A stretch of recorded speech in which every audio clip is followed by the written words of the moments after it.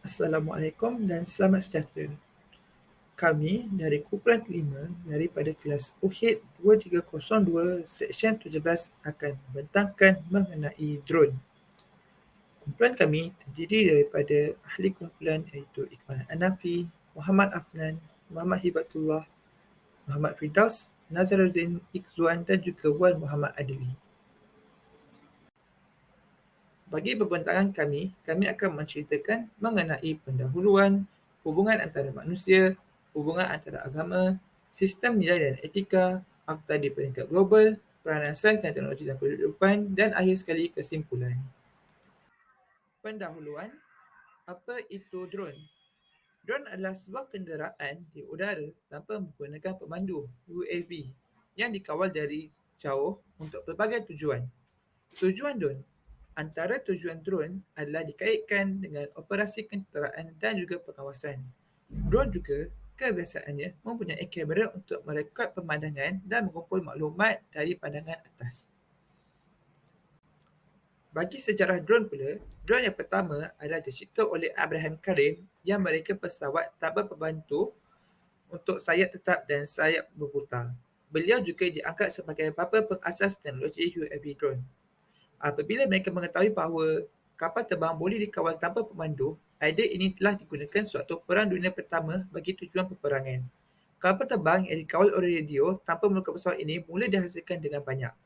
Dengan teknologi yang berkembang dari masa ke semasa, drone mempunyai penambahbaikan bagi kegunaan drone tersebut.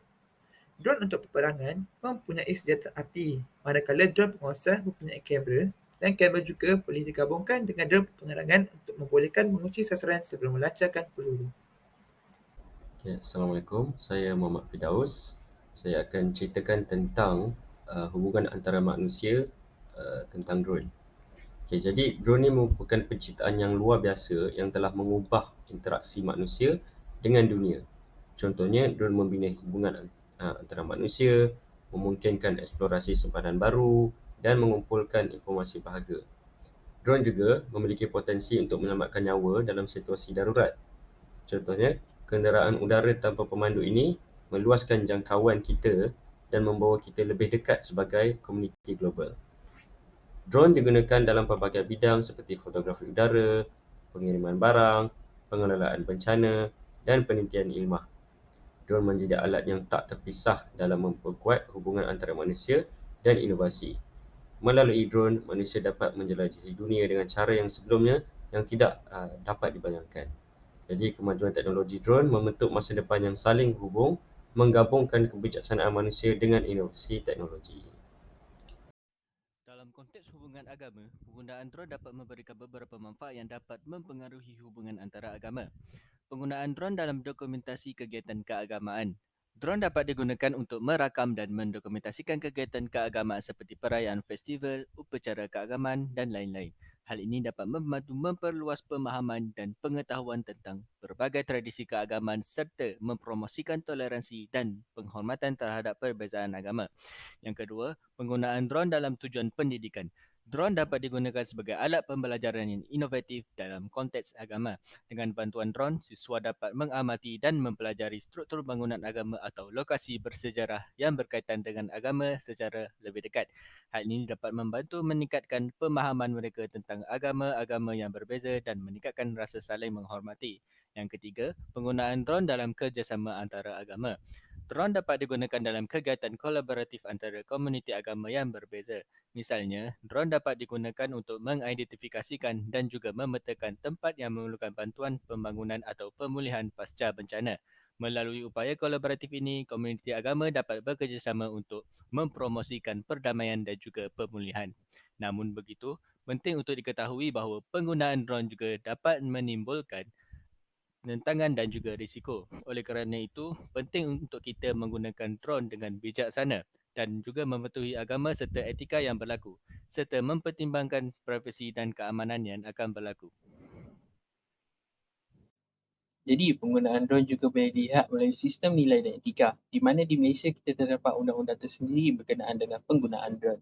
Iaitu penggunaan drone haruslah mempunyai permit daripada Civil Aviation Authority of Malaysia ataupun lebih dikenali sebagai CAAM yang telah mengklasifikasikan aktiviti drone kepada beberapa kategori. Kategori pertama ada sistem pesawat kecil tanpa pemandu, kedua ada sistem pengawasan kecil tanpa pemandu, dan ketiga adalah sistem pesawat tanpa pemandu melebihi 20 kg. Jadi bagi setiap permohonan permit ini akan dikenakan cas oleh CAAM. Seterusnya kita juga boleh melihat daripada sudut nilai moral di mana ada beberapa nilai moral yang harus kita pertimbangkan sewaktu penggunaan drone. Pertama sekali adalah dari sudut privacy di mana penggunaan drone tidaklah harus menceroboh privasi orang awam. Kedua adalah dari sudut keselamatan di mana penggunaan drone haruslah diterbangkan di kawasan yang selamat dan tidak merisikokan orang yang ada di sekitar kawasan penggunaan. Dan ketiga adalah dari sudut tanggungjawab sosial di mana penggunaan drone haruslah tidak mengganggu kehidupan seharian masyarakat. Bagi akta penggunaan drone di peringkat global, sebenarnya terdapat tiada akta yang tetap bagi penggunaan drone di peringkat global. Namun terdapat beberapa peraturan yang sama yang telah diimplementasikan oleh kebanyakan negara berkenaan dengan drone. Antaranya adalah perlu mendapatkan permit ataupun mendaftarkan drone kepada pihak berkuasa tempatan, dan larangan penggunaan drone di sekitar kawasan larangan seperti kem askar, lapangan terbang dan kawasan kerajaan. Dan ketiga adalah larangan penerbangan di altitude yang rendah. Selain itu, terdapat juga negara yang terus mengharamkan sepenuhnya penggunaan drone seperti Sri Lanka dan juga Brunei. Untuk hubungan antara sains dan teknologi adalah seperti berikut. Penggunaan drone dalam penelitian. Drone dapat digunakan dalam berbagai penelitian ilmiah termasuk penelitian lingkungan, survei tanah, pemetaan topografi dan pemantauan haiwan liar. Drone dapat mengumpul data secara efisien dan akurat. Seterusnya, penggunaan drone dalam eksplorasi dan penjelajahan. Drone dapat digunakan untuk menjelajah daerah yang sulit dijangkau atau berbahaya bagi manusia, seperti daerah yang terpencil, gunung berapi atau laut dalam. Dengan bantuan drone, para peneliti dan saintis dapat mengumpul maklumat dan informasi yang sukar diperolehi. Seterusnya, penggunaan drone dalam pemantauan dan pengawasan. Drone dapat digunakan untuk pemantauan lingkungan atau perumahan, pemantauan cuaca, lalu lintas dan juga pengawasan keamanan. Seterusnya, penggunaan drone dalam bidang kesihatan. Drone dapat digunakan dalam pengiriman ubat-ubatan dan perlengkapan medik ke arah daerah yang terpencil atau terisolasi yang sulit dicapai oleh kenderaan biasa. Akhir sekali, penggunaan drone dalam industri. Drone digunakan dalam pelbagai industri seperti pertanian, construction, minyak dan gas dan infrastruktur. Maka kesimpulan daripada pembincangan kami mengenai drone merupakan teknologi yang menarik dan mempunyai pelbagai manfaat dalam pelbagai bidang. Namun penggunaannya harus diperhatikan melalui aspek keselamatan, privasi dan dampak lingkungan agar masyarakat kita dapat menggunakan drone secara bertanggungjawab serta mematuhi undang-undang yang sedia ada.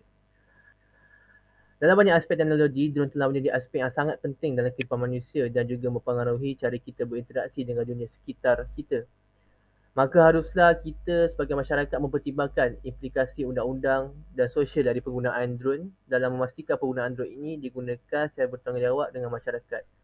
Maka berakhirlah pembincangan kami. Sekian, terima kasih. Assalamualaikum warahmatullahi wabarakatuh.